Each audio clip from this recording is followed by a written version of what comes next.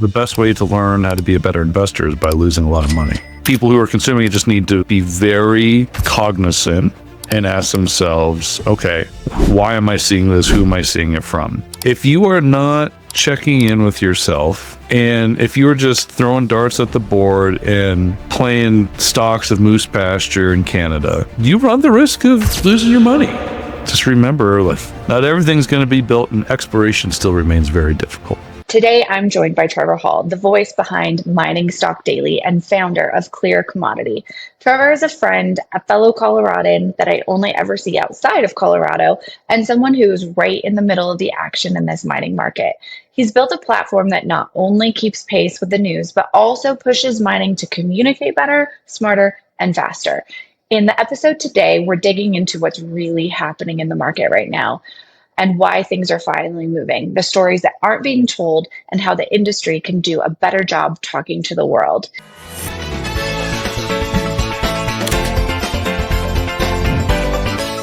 Welcome to Ore-atory. Today I have my friend and guest, Trevor Hall, and he is behind Mining Stock Daily and the founder of Clear Commodity. So thanks for being here, Trevor.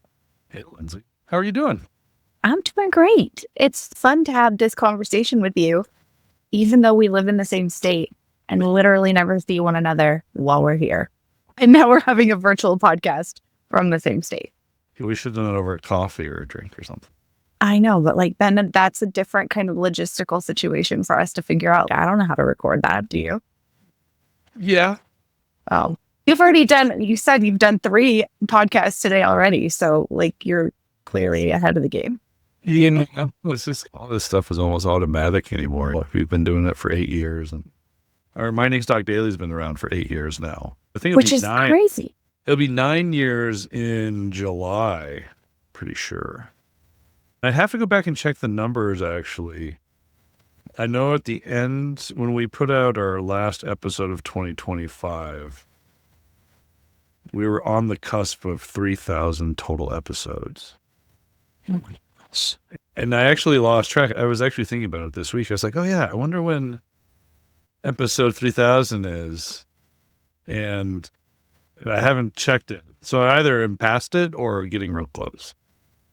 That's fun. I mean, I have this random ADHD thought where I was remember back in the 90s and everything was the vacuum cleaner 2000. Now we're past 2000 and now it's Trevor Hall 3000. And so perhaps you need to just coin this 2000 idea into 3000 and have a big celebration if it hasn't already passed.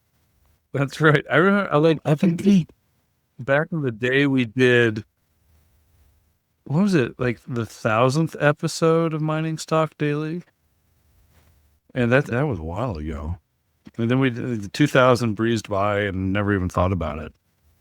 So maybe you missed that 90s opportunity of 2000. Now you got to go for 3. I'll just hold off for 5,000. That's in my brain exponentially larger than 3,000. You have to celebrate all the time. I have a 5-year-old who decided that he should be Jewish so he can celebrate Hanukkah this year. So we celebrate all of the things, and why not, right? Good for Celebrate 3002 if you have to. That's hilarious. That's awesome. That brings me to an origin story question, which is my favorite question to ask guests. How did you get roped into mining and starting a podcast for it? Yeah, so I do not come from finance, do not come from a mining background or an engineering background. I come from a journalism background. And so in college, I studied broadcasting and journalism. So I was actually behind the DJ seat at 90.3 KRNU in Lincoln, still listen to that channel when I pop into LNK from time to time. I listen to a lot of independent music, and I did a specialty show on Sunday nights for a couple of years. So being a DJ was always in the background, but while I was doing that, I also wanted to be a documentary filmmaker, and so I followed that path and got into video production. But at the essence, it was always about stories. I love stories, and that was always with me. So I actually, before I found mining, I did television production in Chicago and here in Denver. I learned, cut my teeth the ropes as an associate producer for doing network television stuff.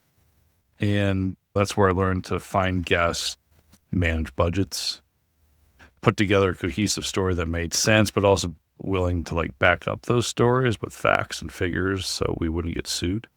Yeah. And so I accompanied the journalism telling aspect of it with the business aspect, I guess, in a way. Didn't really care. Like, I think I burnt out on the whole TV thing back in the day. Just it really wasn't, it didn't feel that romantic prophecy that I once had, that like a documentary can save the world type of thing. And I mean, it's still fine to have had that experience, but I can understand it. Like, you can get a little disillusioned by it, perhaps. Yeah, but obviously it was valuable. It was a valuable time for me. So fast forward, I was looking for where I was going to land. I was in and out of positions that didn't really care for, and did some retail stuff. It was like a lost time in my life a little bit. We all need one of those, I think. It was something. Luckily, I had my wife at the time was there, so she was very supportive, understood. But then I ended up getting a position at the Colorado School of Mines in their continuing education department. And I was like a marketing associate. But that's where I found mining. So I was able to do some of this storytelling / marketing, content production stuff. And I knew nothing about mining. It was maybe my knowledge of mining was absolutely skewed, as most stereotypical knowledgeable person would be. Yeah. Then I was like, wait, you get to blow shit up and drive big trucks? Cool. That part. That's like, why not like it? Tell me more. And then to this day, after 13 years, I'm like, tell me more. Yeah. There's so much about this industry that I keep on learning about every day. Yeah, from the finance side to the technical side. So anyway, I was at the Colorado School of Mines. I actually took Hugh Miller's Mine Engineering 151. I think it was 151 for a grade. So to this day, I hold an A at the Colorado School of Mines. Thank you. That's impressive. I will never take another class there for a grade. That's just, can't get any better. Yeah. I don't blame you. Yeah. But I just learned. And then, so I was like, all right, this is really interesting. I really enjoy it. I learn a lot. Like, I keep learning. So how do I use what I know how to do and what I'm good at with this new sector and industry? That's something I'm very curious about.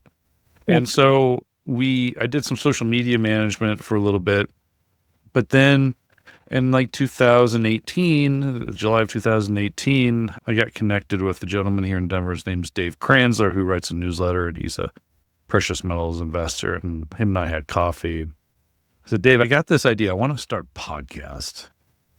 I know there's a couple other mining specific podcasts out there already, but I think I can do something a little bit different, be more news focused, news oriented, and corporate updates. And so Dave helped me out getting that thing launched. And I go back and once in a while I'll listen to that. It was like July 7th, 2018 episode, the very first episode. And I listened to myself. I was like, oh my God, you were terrible. It was so hard. Yeah. We're our own worst critics, though. Like, it's very hard to sit there and listen to yourself, isn't it? Like, I make a practice of trying not to do it unless it's like for really good criticism. I'm like, I know, but I didn't know what I was talking about because, like, I was so green. Yeah. I didn't know what a good drill assay was. I didn't know what the market wanted to hear. I didn't have the technical expertise to decipher good news from bad news. Sure. I didn't even know what the dilution was. It was just all these things. But I just continued to go, and I continued to ask, tell me more. We did Mining Stock Daily, so the idea originally was, listen, I'm going to get up super early, I'm going to watch the news, I'm going to put together a script and put out a news briefing before the market opens. So whatever, I think it was that July 7th or whatever, 2018, woke up at 5 a.m., saw the news come in, put together a script, And 7 hours later, because it was a disaster, put out my first news briefing. And that's what we do every Monday through Thursday for the last 9 years. 5 a.m. wake up call, watch the news come in, put together that first morning briefing. And some days it's easy to get out of bed. Most days it's easy to get out of bed because it's exciting, especially in a market like this. Yes. Some days it's, yeah. Even since 2018, like we've seen some ups and we've seen some downs, and it's never boring. No. But it's crazy to me to reflect on 2018 to now, just in terms of like commodity prices, what's changing, the speed of news, how many podcasts there are out there. We could dig into all kinds of these avenues, but it's just everything is happening so fast at this point. And I was just having a discussion with one of my guests this week. What's interesting, there's a lot happening, but on a global scale, our industry is now the linchpin for almost anything geopolitical. Yeah. If you think about it, since Trump came into office, obviously this whole Greenland debacle, I don't know if it's a debacle discussion, started off as like, they have critical minerals that we need. It's like, yep. But today, that's not what the narrative is about. It's not about critical, but it was the linchpin. Under Ukraine, when Trump came in, it's, we've got a critical minerals deal in Ukraine. It's what you and I know, there's not much for critical minerals in Ukraine. But it was the linchpin to continue conversations with American involvement. So plus all the money coming out of the U.S. government and the DOD or DOW towards our industry, like it has been a dramatic change in capital flows and sentiment, but also our place on the global scale of whatever this world looks like for the next generation, like natural resources, energy, minerals, mining. Yeah. That is the stability of what growth will look like. And we've been placed here. I couldn't agree more. And I think I've had this conversation a lot in the last year or so, where all of a sudden we have a stage to have conversations more broadly with individuals who may have never thought about mining. And most people, I think, don't think about mining. So it's an interesting time to say, hey, I'm part of the mining industry. And like you, I'm non-technical and come at it from a very different spin. And I'm sitting in an airport or I'm somewhere at a kid's sports event and somebody says, what do you do? And I'm like, oh, well, I support the mining industry by doing recruitment or whatever it is at that point. And they're like, oh, mining. I've heard a lot about this, that, and the other. And all of a sudden they have an idea that it exists. And I couldn't be happier about that, because generally I have to say, oh, no, it's not like the Seven Dwarfs where we're like standing with pickaxes, like hammering coal out and singing songs all day. And so I think that this has really changed, and we have to figure out ways of seizing the moment and figuring out how to tell better stories, which is one of your missions with Clear Commodity. And I love that because we talk a lot about it, but we've talked in a silo for a bazillion years, and now it's time to figure out how to do it better and talk to more people. Yeah, I couldn't agree more with you. What we do with this is going to be totally up to us, right? Yeah. And just with the way we communicate as a society anymore, the opportunity to get the word out there is expansive. And my concern is, and I've seen this in the podcast space, is I joke with a few buddies of mine, you know what this world really needs? Another mining podcast. Another podcast generally, as I've hopped on the bandwagon in the last 2 years, really. I'm like, oh God, I can't do this. But it keeps me from having to write articles, which I don't have time for. And so this is our way of getting content out there. But I'm with you. Like, we don't probably need another podcast. And it's interesting because like I definitely wasn't the first within the mining space. We started early enough to where when podcasts really took off, people with the smartphones walking around and being very passive with how they were consuming content was there. But then when COVID hit and everybody was home, my sense, and from what I've heard from other colleagues that do media, is that was the heyday of online content. Everybody was home. Everybody was consuming content. That's Actually, that the best numbers we ever had on MSD were during those 2 years. It was outrageous. But then Apple Podcasts kind of changed their algorithm and their data points, which was quite interesting. So that kind of hit us as far as just like looking at numbers and data. Yeah. But then people went back to work and didn't have time to really consume as much content as they did. But what also happened is because everybody wanted to start a podcast, like everybody did start a podcast. And now there's just within mining alone, there's so much content out there. And I understand that, listen, my business model runs a very fine line. I get that, and I respect it as much as I can, that we are a traditional basically advertising distribution model. We work with companies to cover their stories, to do those interviews and publish those editorial contents. We cover their news. Yeah. So we take money. We get paid from those companies.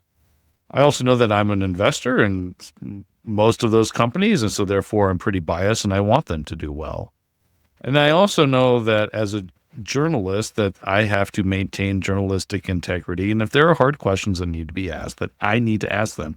I never classified myself as a stock promoter or a stock pumper, as some people out there would maybe claim I am. If I'm a promoter and a pumper, I am awful and shouldn't make a dime because nothing worked.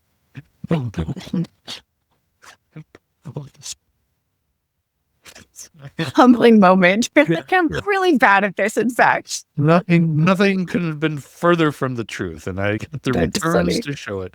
But you know what I'm saying? It was the position I am in, like, I am grateful, but also very respectful with how the responsibilities that lie within that. And so there's a lot of content out there that gets paid by the companies to promote stock.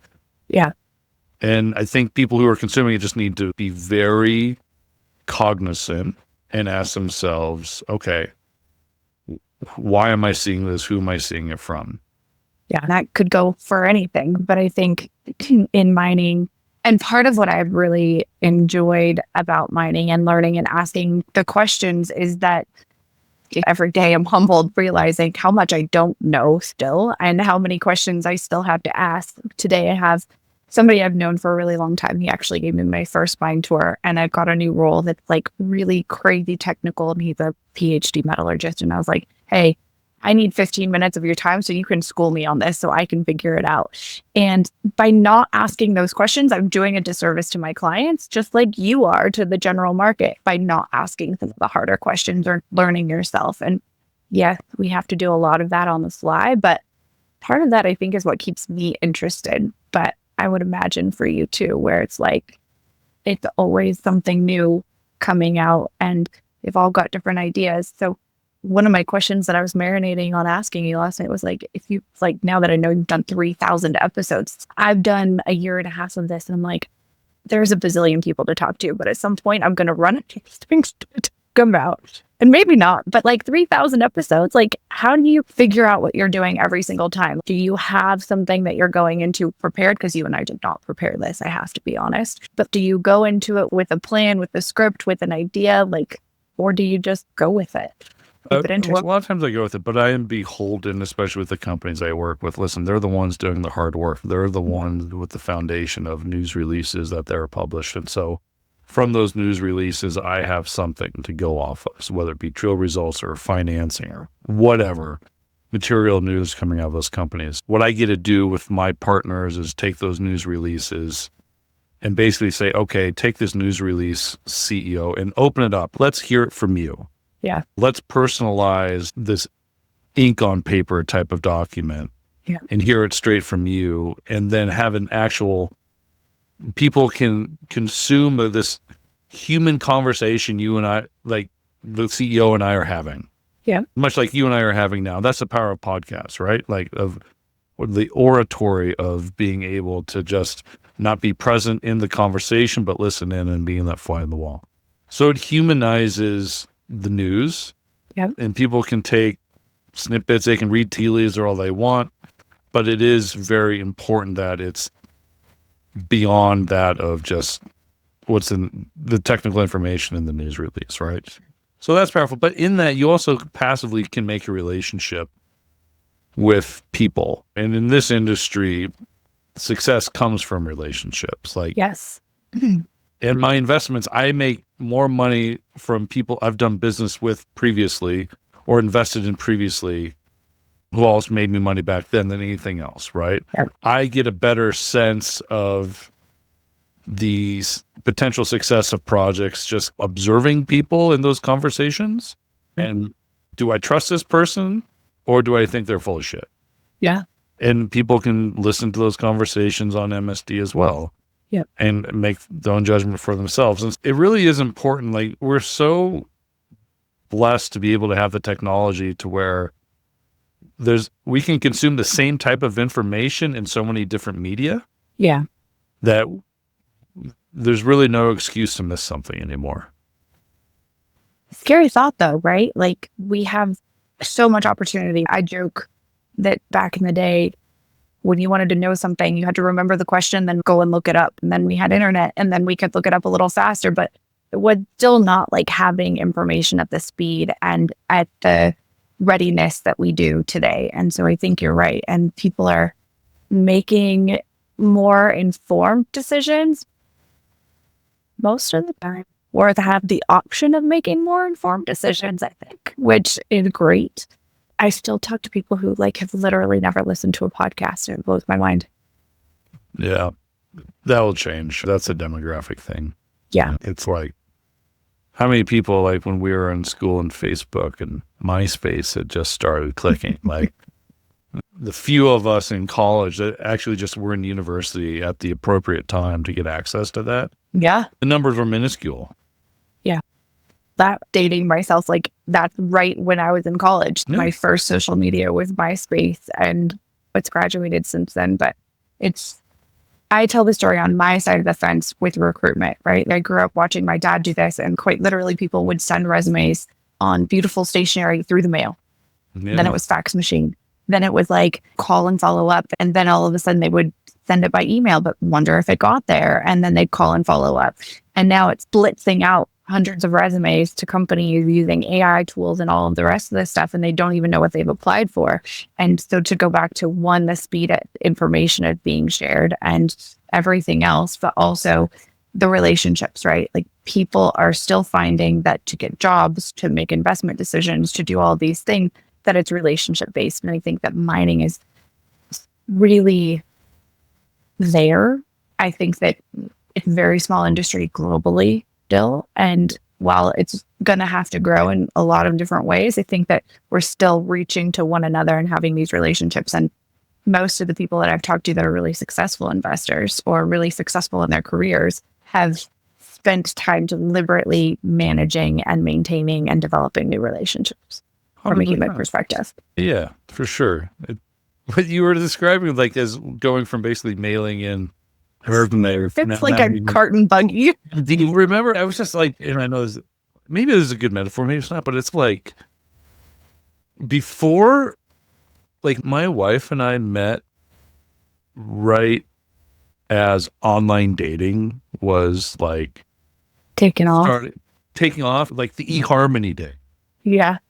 And so I never did the whole online dating thing, but like you have buddies and friends that are doing it. And I'm like, so is it this feels like a numbers game, right? And it's a lot like applying for jobs. It's a quantity over quality thing. So you can now, as you said, blitz your information out there, whether you're looking for a job or looking for a partner. Yep. And whatever one clicks is okay. Let's cross your fingers and hope for the best. But is that really, I don't want to say there's a lot of very successful relationships out there that met online. And so I don't want to degrade that by any means, but if it's a numbers game, what is the ratio of success? I can't answer that question, but I read, gosh, I don't even remember the book now, but it's been probably 10 years. I read this book and it was by a comedian, totally spacing it. I'll have to go back and link it or something, but he said he was making a joke that with the idea of online dating, that like, you have access to so many more individuals And so therefore it's harder to make a decision and declare any level of permanence because there's always something else, right? Like all of it is just flying into our face in terms of being able to consume. Whereas when our parents, grandparents, et cetera, got married, they were like, okay, I live on this block. The likelihood that I leave this place is fairly slim. And Bernadette down the street looks pretty good. We could probably get married, make this work. You had 3 choices and you picked one and you stuck with it. And it's an interesting thing, but like I joke all the time that I want to create basically like the Tinder of recruitment and then just put up profiles and let our clients like swipe or left.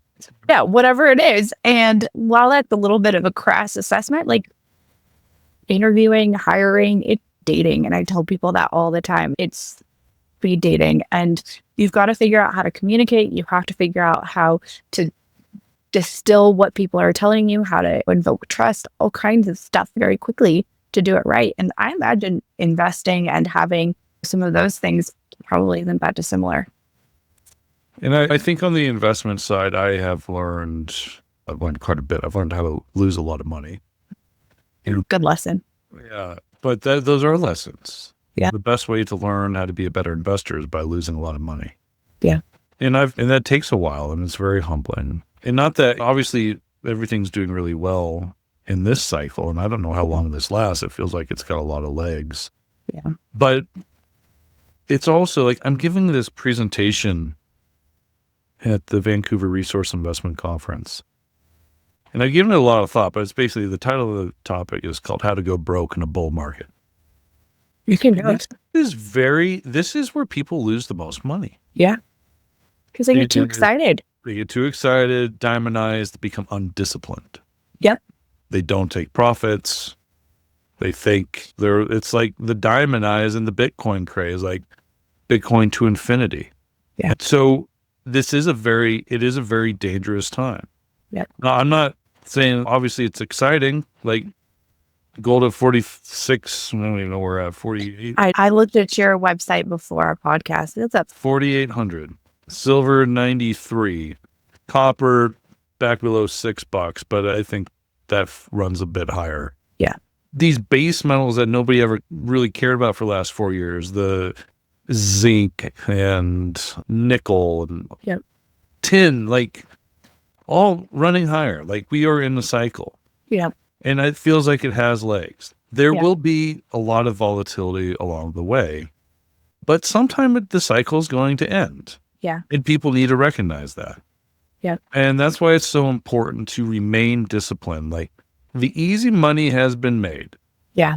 If you are not checking in with yourself, and if you are just throwing darts at the board and playing stocks of moose pasture in Canada, you run the risk of losing your money. Yeah. Because I can tell you right now, the nickels and dimers, the promoters, people that had shell companies all around Canada and the U.S. right now, they want into this market. They want to trade paper. Yeah. They care less about the rock. Because right now the narrative is we need this rock, the government's supporting, the market's benefits, capital is available, which is great. That doesn't mean everything gets built. And exploration is still hard. Yeah. So you need to really mind your P's and Q's and be disciplined. So this is one of the things I've been trying to really focus on. This is one of the things that got me in trouble 2021, 2022. Like I was like, oh, COVID, they're printing trillions of dollars, gold to the moon. Everything's going to work. Here's all my money. And 4 months later, it was gone. Yep. So you need to check in with yourself and make sure you're checking in with management, not getting too far over your skis with how much capital you're allocating. Yeah. Taking profits when it's available, take profits when you can, not when you have to. Yeah. And just remember, like, not everything's going to be built, and exploration still remains very difficult. I have this conversation a lot, and you and I have a friend, Emily King, and I've talked to her about this, and she is an exploration geologist, right? And we've all sat at dinner and had lots of very colorful conversation. Every time I talk to Emily, and you for that matter, I'm reminded that there are really great people out there that are giving us these lessons and saying, be prudent, be educated, ask questions, because I think in practice, when times are like they are right now, and this year has really kicked off pretty aggressively from my perspective, that I worry all the time in the recruitment space that some of these companies are getting over their skis, that they're getting too excited, that they're overstaffing, and that then we have that correction. But from where I sit, it's not necessarily always about losing money, but it's about losing human capital. It's about losing the people that contribute to making our industry tick, right? That when you lay off a bunch of people, they may or may not come back. And we're running really thin on qualified, skilled, technical people, leaders, etc. And so it's my problem to help solve that all of the time. But when companies are not responsible about promoting, about building teams, about doing all the things that you're talking about, we run out of technical talent because we scare them away. We run out of investors because we scare them away. So being educated and not getting too excited in times where things are looking pretty good is like the lesson that I have been speaking to very echo chambers, I think, for Peter. Stop. Think about this. You don't just have to staff. You don't just have to throw money at it. Do this the right way. Yeah, I agree with you. And I guess and you'll speak better on the human capital side, but on the monetary side and the capital flow side of things, what's been nice to see is we have started to see institutional money come in with a bang on finance. We really need. We need it because that is sticky capital. Yeah. They can't just flip stock like you and I can. Yeah. What I don't think, and we've seen some retail come in, but I think mostly it's been the retail that have been a part of this sector and have just grit their teeth to flat for over the last many years, 10 years, waiting for the cycle to come back, knowing it would be, trading paper, trading stock amongst each other. We're starting to see some of I would say the high net worth family offices and individuals are coming back in, but we are not seeing retail come in like they had been chasing like a lot of the tech stocks in the last number of years. That hasn't necessarily been happening. I'm just not seeing it in some of the sentiment indicators I like to follow, some of the online things. Yeah. But when I start seeing that, that's when I'll certainly consider unloading some of my capital and take big profits. But again, allowing winners to run, because retail can really push equities higher. Yeah. I think I appreciate your sharing that with me, because I think we all have like a little test that we see, and this is your playground. And so from my vantage point, I don't have the same barometer as you do. And that's an interesting way of phrasing it, because I think they know less generally, the retail side, about what's going on. And sometimes they're coming in a little bit late and paying more for it. And like you said, if something's got legs, it's nice. But if you see a whole big jump in that, it's like they're just getting on the bandwagon, and perhaps it's time for us to make different decisions. Yeah, it will happen. It's going to come back. I think just the direction of capital flows that we're seeing from the U.S. administrations, this is where they want capital to go. And it's important. So it's pretty fascinating. It's just been 2025 was such a blur, because it seemed like every week was something new, specifically in the mining space. Yeah. I didn't think I'd see a time where the U.S. administration would take an equity position in a mining company, and that's what we got.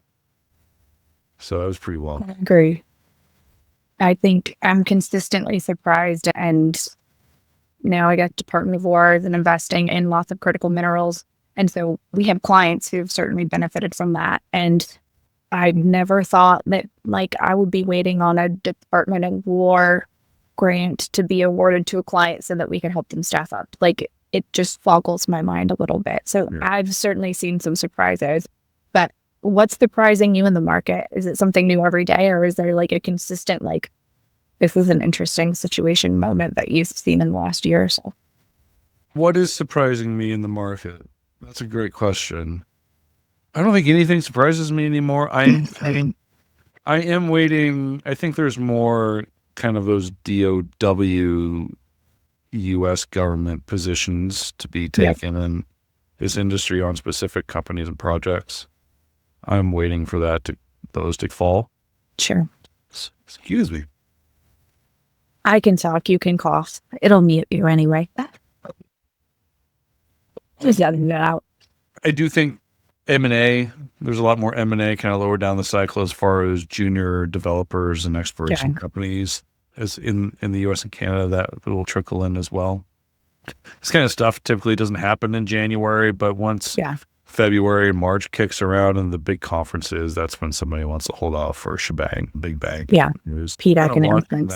Discoveries are being rewarded, thank God, because there was a Finally time where good news was being punished back not too long ago, 2-3 years ago. That's been good to see. One of the things, like, there are a lot of really good private companies out there in exploration that I'm like, every day they're not participating in this public market is a day that they don't have liquidity. Yeah. And that alone, I was like, I wish these private companies, like, this is why they were waiting. You had the luxury of waiting for a positive market. Now it's here. So how are you going to utilize it? Yeah. Is it too late? No, it's not too late, but how long is it going to take? Like, it's not too late, but a day you're not public is another day you don't have public liquidity. Yeah. So I think that's something, like, there's like a handful of companies that I know that I'm like eagerly waiting. Okay, is this the year? Is this the year? So watching that pretty carefully, hopefully get some good news. I don't know. What else is surprising me? Like, everything's surprising. We're on the front cover of everything. Yeah. Which is dangerous. It makes me think of, like, how do we do this in a way that allows us to continue to occupy center stage, right? Not from, hey, we had a tailings dam failure or a death or a whatever. Like, how do we get positive news and information to the general population so that they can not think that we're like Avatar and doing terrible things? I totally agree with you, but I'm also contrarian in thought. And so if mining ever makes the Barron's cover, that's scary. The American Miner is Person of the Year on Time Magazine. It's over. Those are huge sentiment indicators. Yeah. In finance, like in investing. The AI crew was on Person Time of the Year. AI is struggling. Yeah. Out the gate. Elon Musk, when he was Time Person of the Year, Tesla had the worst year following. When Barron's cover had gold up there 8 months ago, gold corrected. Yeah. Let's stay off that. Like, maybe we just fly a little bit below the radar appropriately so that we can still have our time to make money or make hay while the sun shines, so to speak, but not be forced into retirement. Being appreciated and respected is one thing, but being in the spotlight is something. Yeah. You be careful for what you wish for. Yeah, because then you don't have any latitude to fuck up. That's right. Zero latitude. There's my first F-bomb of the podcast today. I'm surprised you made it this long, 41 minutes. That was pretty good, I have to say. I've been very appropriate today. In thinking about your clients, thinking about your listeners, and like giving a sentiment from those that you're dealing with, like, how are they feeling about the market that they get to play in? And has that influenced anything that you're doing the same or differently, or what you're going to do next? So I made kind of an oath to myself that I was not going to waste this bull market, not just with my investments, but with my business. So I was very fortunate in 2022, 2023. I didn't lose any clients. People were still doing work. It was a struggle. The capital was hard to come by, but I didn't lose clients because exploration development had to continue. They don't just shut down shop. They may raise enough to just keep the lights open and wait until things improve, but nobody closed business. So therefore my business didn't change. Yep. So now that the market has turned around,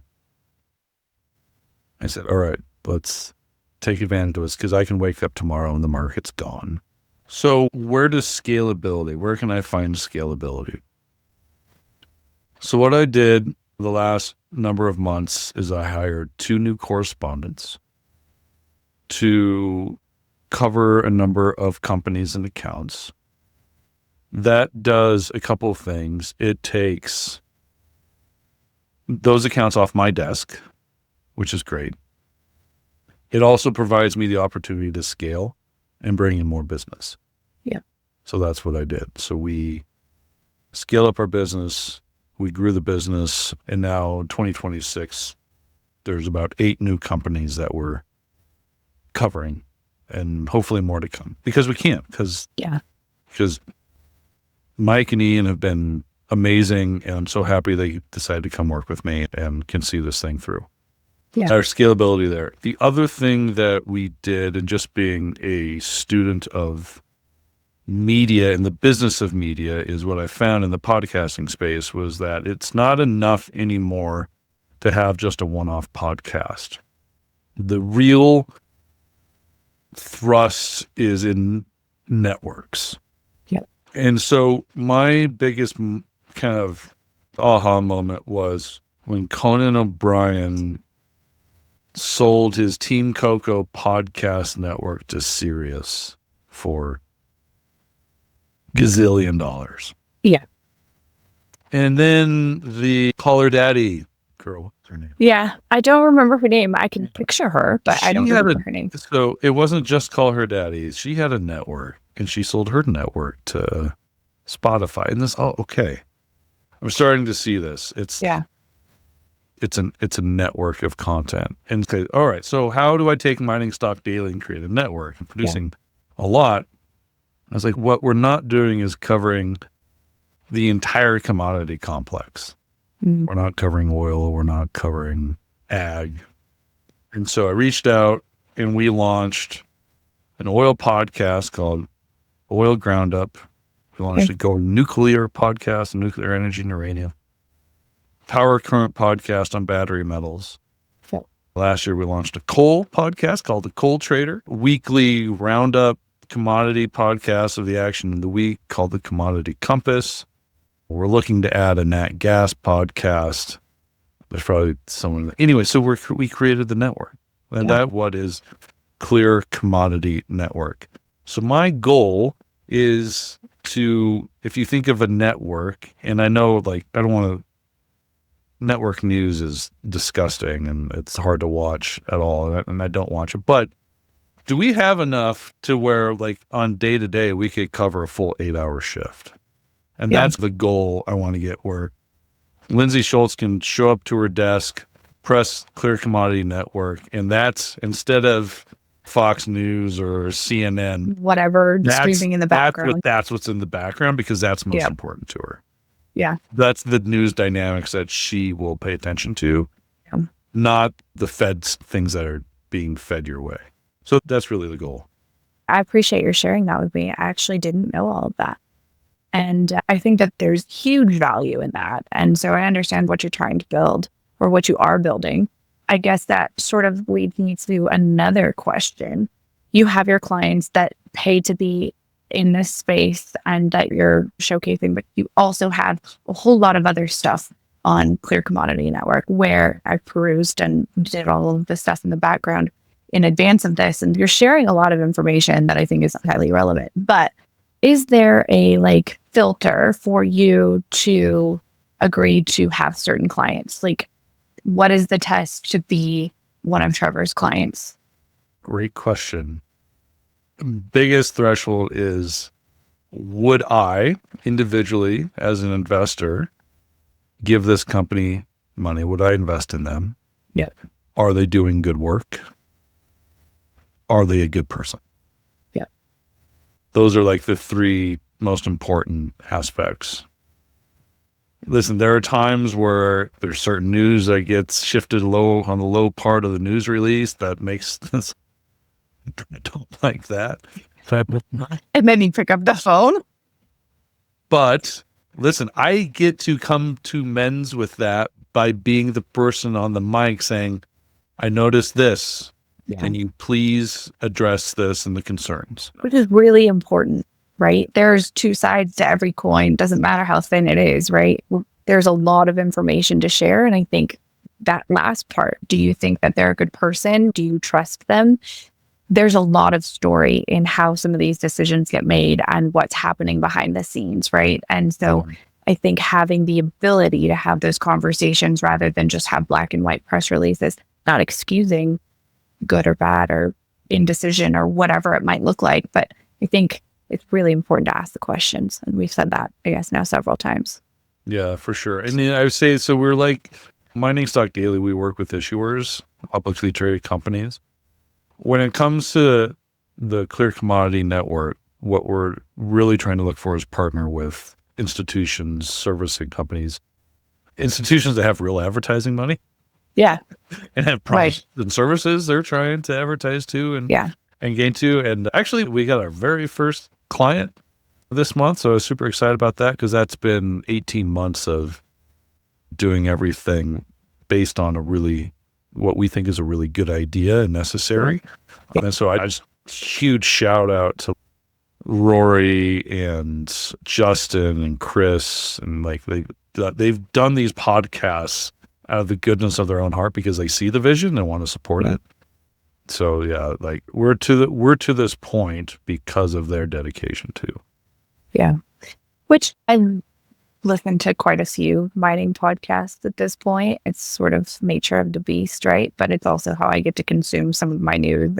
But having some of those trailblazers doing it because it's just what they like to do and they think it's a good idea and this is the avenue that they've selected gives us an opportunity to tag on to and figure out how to really seize their opportunity, I think. And I'm appreciative of that. And as you said, like all of I learn something new every single day and figure out that I'm like was shit at this at the beginning. And sometimes it's a good interview, sometimes it's a bad interview, sometimes it's just okay. But having the opportunity to learn from others in this space, I think is a really nice thing. And I talked to somebody the other day and they were like, oh, I binge listened to your podcast. And I'm like, oh my God, you're my friend and you're listening to my shit. I was embarrassed. I obviously believe a lot in what I do, but I was just blown away that people actually listen. I think that Laura McGaw, who's a geologist. I know. And her dad, yeah. Your dad. But she gave me the best compliment a couple of years ago. She said, whenever that your opening music comes on in Mining Stock Daily, my dog perks up because he knows it's walking time. And I was like, it is the best compliment. Dog even knows. That means it's consistent. Like he's got Pavlov's situation going. You've got Mining Stock Daily coming on. Dog's happy. Lauren's happy. Yeah. That's when you know you've truly made it. And you hit the canine, when the canine audience is growing. I have to agree for all of the dog owners out there. That's a big moment. You have a sponsor, you have a dog that loves your podcast. I think that's all you really need. Doesn't get any better.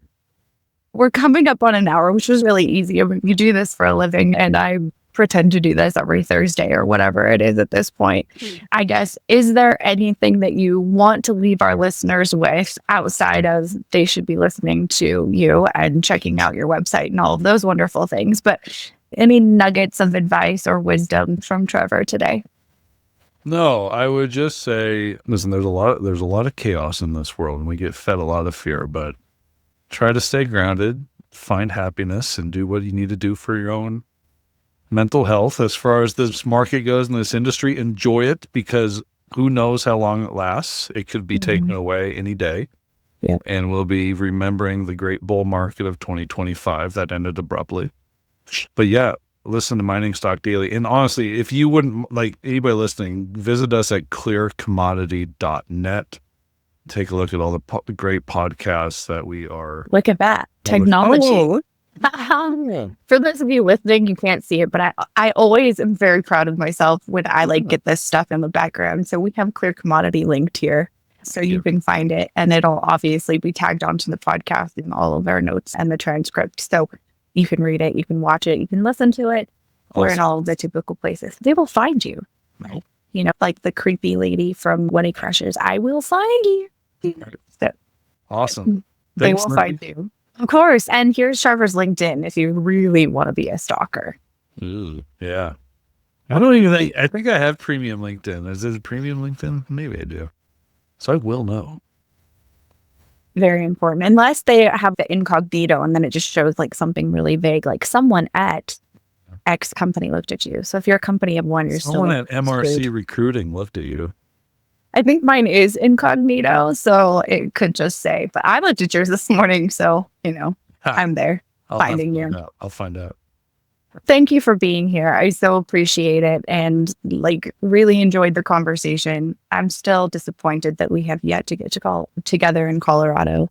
And you'll be at VRIC next week. And by the time people listen to this, you'll have delivered your speech about everything that we talked about and perhaps be a little bit wiser for it. So go visit Trevor at VRIC and look at his website. And I will be hounding you for drinks or something soon in Denver. You got it. Sure. Awesome, guys. Follow, rate, share, do whatever you do as long as it's all good news and you like us.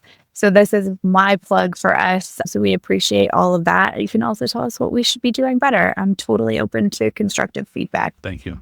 So big thanks to Trevor for joining me today. It's always a pleasure to finally sit down and talk, even if we still haven't managed to do it in our own state. If this conversation tells us anything, it's that the mining market is moving quickly and people who help shape the narrative are just as important as the ones drilling the holes. So stay tuned, stay sharp, and as always, keep looking for the insights that drive impact.